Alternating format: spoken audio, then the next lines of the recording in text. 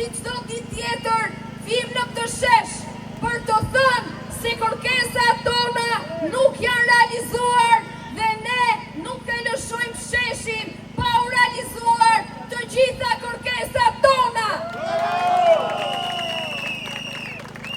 Kërkesat tona janë përsëritur çdo ditë dhe janë: së pari kërkojmë dorëheqjen e menjëhershme të kryeministrit Rama dhe të gjithë kabinetit qeveritar. Kërkojmë dorëheqje, dorëheqje, dorëheqje, dorëheqje, dorëheqje, dorëheqje. Së dyti, kërkojmë shfuqizimin e të gjitha ligjeve që i privatizojnë të mirat publike, shfuqizimin e paketës së maleve, shfuqizimin e ligjit për investitor strategjik dhe anullimin e ndryshimit në ligjet për zonat e mbrojtura që i kthen zonat e mbrojtura në rrezik prej papësisë oligarkike.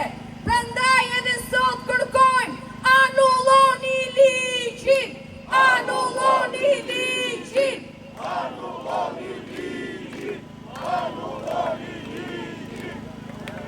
Kjo protest e ka artikuluar mjaft qartë se kërkon një revolucion, jo vetëm ndaj qeverisë aktuale, por ndaj të gjithë klasës politike 36 vjeçare, e cila e ka varfëruar dhe ka përdorur shoqërinë për interesat e saj privat.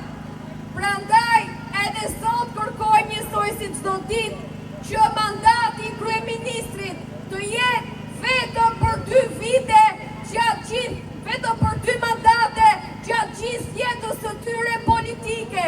Ne nuk mund të riciklojmë më figura politike që herë na shfaqen si kryetar bashkie, herë si ministra, herë si president, por që nuk e lëshojnë kur karrigen.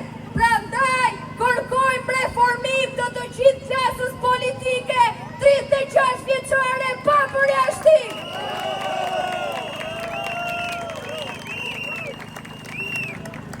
Dhe së fundi, për të gjithë ata që e kanë akuzuar këtë protest se nuk ka artikulim politik, një nga kërkesat më të qarta ka qenë një marrëveshje e re mes shtetit dhe shoqërisë, ku individi, shoqëria vendoset në qendër të shtetit, ku në qendër të shtetit nuk janë më interesat private, por interesat publike të të gjithë shoqërisë shqiptare, ku nuk vendosin më për malet tona dhe detet tona as 5 oligark, as 5 pronar mediash. Prandaj edhe sot kërkojmë si çdo ditë tjetër një Shqipëri të re, një Shqipëri të lirë. Shqipëri e re, Shqipëri e lirë, Shqipëri e re, Shqipëri e lirë, Shqipëri e re, Shqipëri e lirë, Shqipëri e re, Shqipëri e lirë.